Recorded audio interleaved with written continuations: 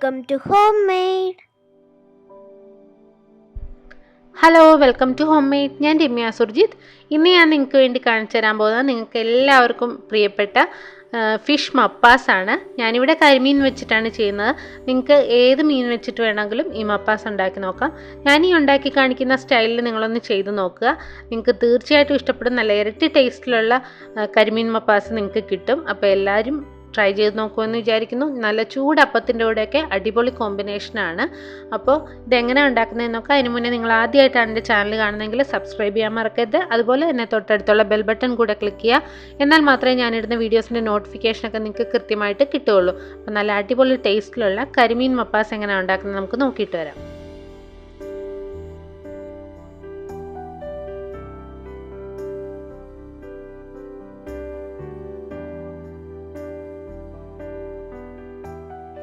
ഇതിന് വേണ്ടിയിട്ട് ഞാൻ 1 കിലോ കരിമീനാണ് എടുത്തിരിക്കുന്നത്. 4 കരിമീനുണ്ട്. അത് നന്നായിട്ട് ക്ലീൻ ചെയ്ത് അതിൻ്റെ വെള്ളമെല്ലാം കളഞ്ഞ് അതിൻ്റെ പുറമെ ഒന്ന് വരഞ്ഞെടുത്തിട്ടുണ്ട്.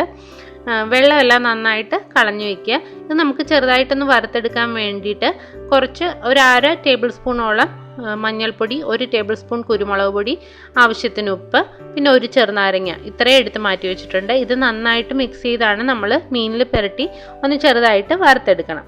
പിന്നെ നമുക്ക് കറിയിലേക്ക് ചേർക്കാൻ വേണ്ട പൊടികൾ എന്തൊക്കെയാണെന്ന് നോക്കാം. അതിന് വേണ്ടിയിട്ട് ഏകദേശം 1/4 ടേബിൾ സ്പൂണോളം മഞ്ഞൾപ്പൊടി എടുത്തിട്ടുണ്ട്, 2 ടേബിൾ സ്പൂൺ കുരുമുളക് പൊടി എടുത്തിട്ടുണ്ട്, 2 ടേബിൾ സ്പൂൺ ഗരം മസാല എടുത്തിട്ടുണ്ട്, 3 ടേബിൾ സ്പൂൺ മല്ലിപ്പൊടി എടുത്തിട്ടുണ്ട്. മല്ലിപ്പൊടി ഒന്നും കൂടിപ്പോകരുത്, ഇത്രയും മതി. പിന്നെ നമുക്ക് ഇതിനകത്തേക്ക് വേണ്ടത് തേങ്ങാപ്പാലാണ്. തേങ്ങാപ്പാൽ ഞാൻ 2-ാം പാലും 3-ാം പാലും കൂടെ ചേർത്ത് ഏകദേശം 2 കപ്പ് എടുത്ത് വെച്ചിട്ടുണ്ട്. അത് 2-ാം പാലും 3-ാം പാലും കൂടെ ഒരുമിച്ച് ചേർത്തെടുക്കാം. പിന്നെ നമുക്ക് വേണ്ടത് 1 കപ്പ് കട്ടി തേങ്ങാപ്പാലാണ്, 1-ാം പാൽ. അപ്പോൾ 2 കപ്പ് 2-ാം പാലും 1 കപ്പ് നല്ല കട്ടിയുള്ള തേങ്ങാപ്പാലും. പിന്നെ നമുക്ക് എന്തൊക്കെയാണ് വേണ്ടതെന്ന് നോക്കാം. ഇതിന് വേണ്ടിയിട്ട് പിന്നെ വേണ്ടത് 2 ടീസ്പൂണോളം കടുക് വേണ്ടാത്തവർക്ക് ഒഴിവാക്കാം. പിന്നെ നമുക്ക് 1 ടീസ്പൂണോളം ഉലുവ എടുത്തിട്ടുണ്ട്, ആവശ്യത്തിന് കറിവേപ്പില, അത് കടുക് താളിക്കാനായിട്ട്. പിന്നെ നമുക്ക് വേണ്ടത് 2 ടേബിൾ സ്പൂണോളം ഇഞ്ചി ചെറുതായിട്ട് അരിഞ്ഞത്, 3 ടേബിൾ സ്പൂണോളം വെളുത്തുള്ളി ചെറുതായിട്ട് അരിഞ്ഞത് വേണം. പിന്നെ വേണ്ടത് പച്ചമുളക്, എരിവിന് ആവശ്യമായ പച്ചമുളക് ഒരു 5-6 പച്ചമുളക് എടുക്കാം. നമ്മൾ പിന്നെ കുരുമുളകും പച്ചമുളകും മാത്രമാണ് ചേർക്കുന്നത് എരിവിന്. പിന്നെ സവോള ഒരു 3 സവോള കനം കുറച്ച് അരിഞ്ഞെടുത്തിട്ടുണ്ട്.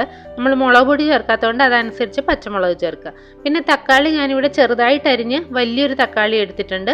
പിന്നെ ഒന്ന് ഡെക്കറേറ്റ് ചെയ്യാനായിട്ട് സ്ലൈസ് ചെയ്ത തക്കാളി ഒരെണ്ണം എടുത്തിട്ടുണ്ട്. ആവശ്യത്തിന് ഉപ്പ് എടുത്തിട്ടുണ്ട്, ഒരു ചെറിയ കഷ്ണം കുടംപുളി എടുത്തിട്ടുണ്ട്. പിന്നെ കുറച്ച് കറിവേപ്പില കൂടെ നമ്മൾ മേലിൽ ഗാർണിഷ് ചെയ്യാനായിട്ട് എടുത്തിട്ടുണ്ട്. പിന്നെ ആവശ്യത്തിന് വെളിച്ചെണ്ണ എടുക്കുക. വെളിച്ചെണ്ണ തന്നെ ഉണ്ടാക്കുന്നതാണ് എപ്പോഴും ടേസ്റ്റ്. പിന്നെ ഞാൻ ഇതിനകത്തേക്ക് ഒരു ഇൻഗ്രീഡിയൻ്റ് കൂടെ ചേർക്കുന്നുണ്ട്. അതാണ് ഇതിനകത്തെ മെയിൻ സാധനം. അതെന്താണെന്ന് ഞാനിപ്പോൾ പറയുന്നില്ല, അത് ചേർക്കാൻ നേരത്ത് കാണിക്കാം. അത് ചേർക്കുമ്പോഴാണ് ഏറ്റവും കൂടുതൽ ഈ കറിക്ക് ടേസ്റ്റ് കിട്ടുന്നത്. അപ്പോൾ നമുക്ക് എങ്ങനെയാണ് ഉണ്ടാക്കുന്നതെന്ന് നോക്കാം. ഇതിനായിട്ട് ആദ്യം നമുക്ക് കരിമീൻ ഒന്ന് ചെറുതായിട്ട് വറുത്തെടുക്കണം. അതിൻ്റെ പുറത്തേക്ക് പുരട്ടാനുള്ള സാധനങ്ങൾ എന്തൊക്കെയാണെന്ന് നോക്കാം. ഒരു ചെറുനാരങ്ങ നീരും മഞ്ഞൾപ്പൊടി, കുറച്ചെടുത്ത് വെച്ചിരിക്കുന്ന മഞ്ഞൾപ്പൊടി, കുരുമുളക് പൊടി, ഉപ്പ്, ഇത്രയും സാധനങ്ങൾ നന്നായിട്ടൊന്ന് മിക്സ് ചെയ്ത് മീനിൻ്റെ പുറത്ത് തേച്ച് പിടിപ്പിച്ചു കൊടുക്കാം. അതിനുശേഷം നമുക്ക് ഇത് കുറച്ച് എണ്ണ ഒഴിച്ച് ഇതൊന്ന് വറുത്തെടുക്കണം. അപ്പോൾ എല്ലാ മീനിലും നന്നായിട്ടിത് തേച്ച് പിടിപ്പിച്ചിട്ട് ഒരു 10 മിനിറ്റ് വെച്ചിരുന്നാൽ നന്നായിരിക്കും. അപ്പോൾ നന്നായിട്ട് അതിലേക്ക് ഉപ്പൊക്കെ പിടിച്ച് കിട്ടും. നമ്മൾ ഈ നാരങ്ങാനീരും ഉപ്പൊക്കെ ചേർക്കുമ്പോഴാണ് മീൻ ഒന്ന് പൊടിയാതെ നമുക്ക് വറുത്തെടുക്കാൻ പറ്റും. അതുപോലെ തന്നെ ഇത് വറുത്തെടുക്കുന്നത് എന്തിനാണെന്ന് വെച്ച് കഴിഞ്ഞാൽ കറി ഉണ്ടാക്കുമ്പോഴേക്കും അത് പെട്ടെന്ന് പീസൊന്നും പൊടിഞ്ഞു പോവില്ല. അപ്പോൾ അതിന് വേണ്ടിയിട്ടാണ് നമ്മളിതൊന്ന് ഫ്രൈ ചെയ്തെടുക്കുന്നത്. അപ്പോൾ ഇപ്പം ഞാൻ മസാലയെല്ലാം നന്നായിട്ട് പുരട്ടി എടുത്തിട്ടുണ്ട്. ഇത് നമുക്ക് കുറച്ച് വെളിച്ചെണ്ണ ഒഴിച്ച് ഒരു പാനിൽ വെച്ച് ഒന്ന് ചെറുതായിട്ട് വറുത്തെടുക്കാം. ഒത്തിരി അങ്ങ് മൊരിഞ്ഞു പോകരുത്. അപ്പോൾ അതിൻ്റെ മീനിൻ്റെ പീസിലേക്കൊക്കെ ഗ്രേവി അധികം പിടിച്ച് കിട്ടില്ല. അപ്പോൾ ചെറുതായിട്ടൊന്ന് ഫ്രൈ ചെയ്തെടുത്താൽ മതി. മീൻ കഷ്ണങ്ങളൊന്ന് പൊടിഞ്ഞു പോകാതിരിക്കാൻ വേണ്ടി മാത്രം ചെറുതായിട്ട് നമുക്കൊന്ന് ഫ്രൈ ചെയ്തെടുക്കാം. ഇത് കണ്ടോ, ഇത്രയും മൊരിഞ്ഞ് കിട്ടിയാൽ മതി. കൂടുതൽ അങ്ങ് മൂത്ത് പോകണ്ട, ചെറുതായിട്ടൊന്ന് ഫ്രൈ ആയി വന്നിട്ടുണ്ട്. അപ്പോൾ നമുക്കിത് കോരി മാറ്റാം. 2 സൈഡും മറിച്ചിട്ട് വറുത്തെടുക്കുക. ഞാനിപ്പോൾ 4 മീനും വറുത്തെടുത്തിട്ടുണ്ട്. നമുക്കൊരു പാത്രത്തിലേക്ക് കോരി മാറ്റി വയ്ക്കാം. അതിനുശേഷം നമ്മൾ മീൻ വറുത്ത എണ്ണയുടെ ബാക്കി അതിനകത്തുണ്ടാവും. അത് നമുക്ക് കറിയിലേക്ക് വേണ്ടി യൂസ് ചെയ്യാം. അപ്പം ഞാൻ ഈ പാത്രത്തിലല്ല, കുറച്ചും കൂടെ വലിയ ഉരുളിയിലാണ് കറി ഉണ്ടാക്കുന്നത്. അപ്പോൾ ആ പാത്രത്തിലേക്ക് നമുക്ക് ഈ ബാക്കി വന്ന എണ്ണ കൂടെ അതിനകത്തേക്ക് ഒഴിച്ചെടുക്കാം. അതിനുശേഷം ഉരുളി അടുപ്പിൽ വയ്ക്കാം. അപ്പോൾ ഞാൻ വറുത്തെടുത്ത എണ്ണ ചേർത്തിട്ടുണ്ട്. അത് മാത്രം നമുക്ക് പോരാ, കുറച്ചുകൂടെ എണ്ണ ചേർത്ത് കൊടുക്കാം. സവോളയൊക്കെ നന്നായിട്ട് വഴന്നു വരാനുള്ള എണ്ണ നമുക്ക് വേണം. അപ്പോൾ വറുത്തതിൻ്റെ ബാക്കി എണ്ണയുടെ കൂടെ കുറച്ച് എണ്ണ കൂടെ ഞാൻ ചേർത്ത് കൊടുത്തിട്ടുണ്ട്. ഇനി ആ എണ്ണ ഒന്ന് ചൂടായി വരുമ്പോഴേക്കും നമുക്ക് ആദ്യം അതിനകത്തേക്ക് എടുത്തു വെച്ചിരിക്കുന്ന ഉലുവ ചേർത്ത് കൊടുക്കാം. ഏകദേശം 1 ടീസ്പൂൺ ഉലുവയാണ് ഞാൻ ചേർക്കുന്നത്. നിങ്ങൾക്ക് ഉലുവ പൊടിയാണ് ചേർക്കാൻ താല്പര്യമെങ്കിൽ നമ്മൾ മല്ലിപ്പൊടിയും കുരുമുളക് പൊടിയൊക്കെ ചേർക്കില്ലേ, ആ സമയത്ത് അതിൻ്റെ കൂടെ ചേർത്താൽ മതി. ഏകദേശം ഒരു 1/4 ടീസ്പൂൺ ചേർത്താൽ മതിയാകും, കൂടുതൽ വേണ്ട. 1/4 അല്ലെങ്കിൽ 1/2 ടീസ്പൂൺ വരെ ചേർക്കാവുള്ളൂ, അല്ലെങ്കിൽ കയ്പുണ്ടാവും. പിന്നെ നമുക്ക് ഉലുവ ഒന്ന് ചെറുതായിട്ട് മൂത്ത് തുടങ്ങുമ്പോൾ അതിനകത്തേക്ക് കടുക് ചേർത്ത് കൊടുക്കാം. 2 ടേബിൾ സ്പൂണോളം കടുക് ഞാൻ എടുത്തിട്ടുണ്ട്. ഇനി നമുക്ക് ഇതിനകത്തേക്ക് ആവശ്യത്തിന് കറിവേപ്പില ചേർത്ത് കൊടുക്കാം. പിന്നെ നമുക്ക് ചെറുതായിട്ട് അരിഞ്ഞു വെച്ചിരിക്കുന്ന വെളുത്തുള്ളി ഇഞ്ചിയും ചേർത്ത് കൊടുക്കാം. വെളുത്തുള്ളി ഇഞ്ചി നിങ്ങൾക്ക് ചതച്ച് വേണമെങ്കിൽ അങ്ങനെയും ചേർക്കാം, അത് നല്ല ടേസ്റ്റാണ്. അപ്പോൾ ഏതാണ് നിങ്ങൾക്ക് താല്പര്യമെന്ന് വെച്ച് കഴിഞ്ഞാൽ അതുപോലെ ചെയ്യുക. ഒത്തിരി വലുതായിട്ട് അരിഞ്ഞിടരുത്, അപ്പോൾ അതിൻ്റെ ടേസ്റ്റ് അത്രയും കിട്ടില്ല. ഒന്നെങ്കിൽ തീരെ ചെറുതായിട്ട് അരിഞ്ഞെടുക്കുക, അല്ലെങ്കിൽ ചതച്ചെടുക്കുക. ഈ വെളുത്തുള്ളി ഇഞ്ചിയൊക്കെ ഒന്ന് മൂത്ത് വരുമ്പോഴേക്കും നമുക്ക് അതിനകത്തേക്ക് അരിഞ്ഞു വെച്ചിരിക്കുന്ന സവോളയും പച്ചമുളകും കൂടെ ചേർത്ത് കൊടുക്കാം.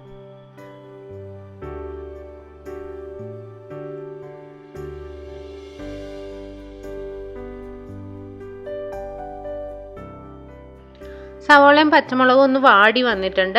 ഒത്തിരി അങ്ങ് മൂത്ത് പോകണ്ട, ചെറുതായിട്ടൊന്ന് വാടി കിട്ടിയാൽ മതി. ഇനി നമുക്ക് ഇതിനകത്തേക്ക് തക്കാളി ചേർത്ത് കൊടുക്കാം. നമ്മൾ ചെറുതായിട്ട് അരിഞ്ഞു വെച്ചിരിക്കുന്ന തക്കാളി ഇല്ലേ, അത് ഇതിനകത്തേക്ക് ചേർത്ത് കൊടുക്കാം. തക്കാളി ചേർത്തതിന് ശേഷം നന്നായിട്ടൊന്ന് വഴറ്റി കൊടുക്കണം. ഈ തക്കാളിയുടെ പീസെല്ലാം ഒന്ന് വെന്ത് ഉടഞ്ഞു വരുന്ന രീതിയിൽ നമുക്കൊന്ന് വഴറ്റിയെടുക്കാം.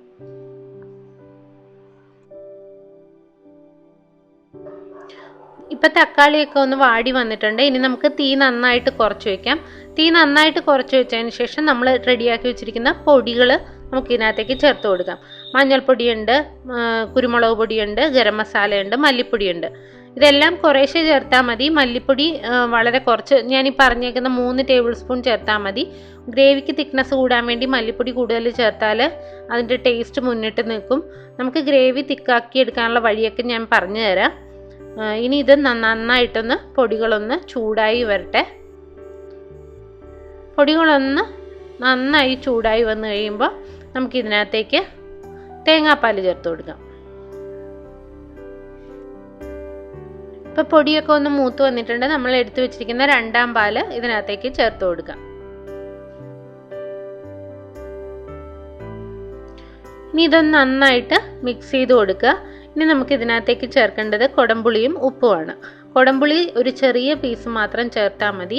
മപ്പാസിന് എപ്പോഴും കൊടംപുളിയുടെ ഒരു ചെറിയ ഫ്ലേവർ ഉള്ളത് നല്ലതാണ്.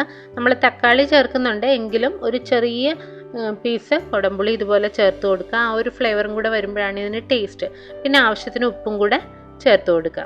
അതിനുശേഷം നന്നായിട്ട് മിക്സ് ചെയ്ത് കൊടുക്കുക.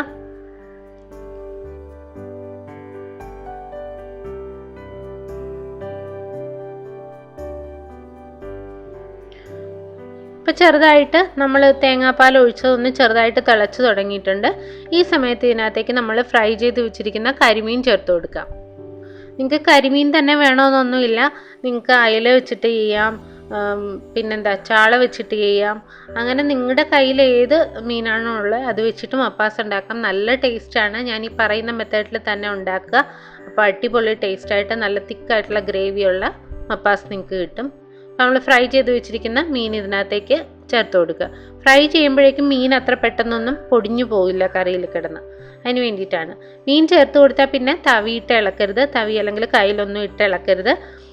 ഇതുപോലെ ഒന്ന് പിടിച്ച് ചുറ്റിച്ചു കൊടുക്കുക. എന്തെങ്കിലും തുണി വെച്ചിട്ടൊന്ന് പിടിച്ചിട്ട് നന്നായിട്ട് ആ പാത്രം ഒന്ന് ചുറ്റിച്ചു കൊടുക്കുമ്പോഴേക്കും അതിൻ്റെ ഗ്രേവിയൊക്കെ ഒന്ന് മിക്സായി കിട്ടും. ഇനി നമുക്കിതൊന്ന് ചെറുതായിട്ട് ചെറിയ തീയിൽ വെച്ച് ഒരല്പനേരം കുക്ക് ചെയ്യാം. ഒരു 2-3 മിനിറ്റ് മതിയാവും. ഇതുപോലെ ഗ്രേവിയൊക്കെ എടുത്ത് മീനിൻ്റെ മുകളിലേക്ക് ഒഴിച്ചു കൊടുക്കുക കുറേശ്ശെ. അപ്പം നന്നായിട്ട് ആ ഗ്രേവിയൊക്കെ പീസിൽ പിടിച്ച് കിട്ടും. 2-3 മിനിറ്റ് വെച്ചതിന് ശേഷം നമുക്ക് മറിച്ചിട്ട് കൊടുക്കാം. ശ്രദ്ധിച്ച് പൊടിഞ്ഞു പോകാതെ മറിച്ചിട്ട് കൊടുക്കുക. നമ്മൾ മീൻ നന്നായിട്ട് കുക്കായിരിക്കുക, നമ്മൾ ചെറുതായിട്ട് ഫ്രൈ ചെയ്തായതുകൊണ്ട് കുക്കാവാനൊന്നുമില്ല. എങ്കിലും ആ ഗ്രേവി ഒന്ന് എല്ലായിടത്തും പിടിച്ച് കിട്ടണമെങ്കിൽ ഇതുപോലെ ഒന്ന് മറിച്ചിട്ട് കൊടുത്താൽ നല്ലതായിരിക്കും. എന്നിട്ട് നേരത്തെ പോലെ തന്നെ കുറേശ്ശെ ഗ്രേവി അതിൻ്റെ മുകളിലേക്ക് ഒഴിച്ചു കൊടുക്കുക. ഇനി ഈ സമയത്ത് നമുക്ക് ഇതിനകത്തേക്ക് ഞാൻ പറഞ്ഞ ടേസ്റ്റ് കൂടാനുള്ള സംഭവം നമുക്ക് ചെയ്യാം. അണ്ടിപ്പരിപ്പ് അരച്ചെടുത്തതാണിത്. ഞാൻ 25 ഗ്രാം അണ്ടിപ്പരിപ്പ് ചെറിയ ചൂടുവെള്ളത്തിൽ കുതിർത്തിട്ട് അരച്ചെടുത്തതാണ്. ഈ കാഷ്യൂ പേസ്റ്റ് ഇത് ചേർത്ത് വരുമ്പോഴേക്കും നല്ലൊരു ടേസ്റ്റാണ് കറിക്ക്. മപ്പാസിന് ഏറ്റവും കൂടുതൽ ടേസ്റ്റ് തരുന്ന ഒരു സാധനമാണ് കാഷ്യൂ പേസ്റ്റ്. ഇത് ചേർത്ത് കഴിഞ്ഞാൽ ഞാൻ ഇങ്ങനെയാണ് മിക്കവാറും വെക്കാറുള്ളത്. അപ്പം നല്ലൊരു കുറുകിയ ഗ്രേവിയുള്ള നല്ല ടേസ്റ്റി ആയിട്ടുള്ള ഗ്രേവിയുള്ള ഫിഷ് മപ്പാസ് നമുക്ക് കിട്ടും. അപ്പം ഇനി നിങ്ങൾ മപ്പാസ് ഉണ്ടാക്കുമ്പോൾ ഇതും കൂടെ ചേർത്ത് തന്നെ ഉണ്ടാക്കണം, എന്നാലേ മപ്പാസിന് ഏറ്റവും ടേസ്റ്റിൽ നമുക്ക് കിട്ടുള്ളൂ. അപ്പോൾ ഗ്രേവി നമ്മൾ മല്ലിപ്പൊടിയൊന്നും കൂടുതൽ ചേർക്കാതെ തന്നെ നല്ല തിക്കായിട്ട് വരാനായിട്ട് ഈ കാഷ്യൂ പേസ്റ്റ് ചേർക്കുന്നത് സഹായിക്കും. അപ്പം അണ്ടിപ്പരിപ്പ് അരച്ചതും കൂടെ ചേർത്ത് നന്നായിട്ടൊന്ന് ചുറ്റിച്ചു കൊടുക്കുക. അതിനുശേഷം നമുക്ക് അതിനകത്തേക്ക് സ്ലൈസ് ചെയ്ത് വെച്ചിരിക്കുന്ന തക്കാളി ചേർത്ത് കൊടുക്കുക. പിന്നെ ആവശ്യത്തിന് കറിവേപ്പില തണ്ടോടുകൂടി തന്നെ നമുക്ക് മുകളിലേക്ക് വെച്ച് കൊടുക്കാം.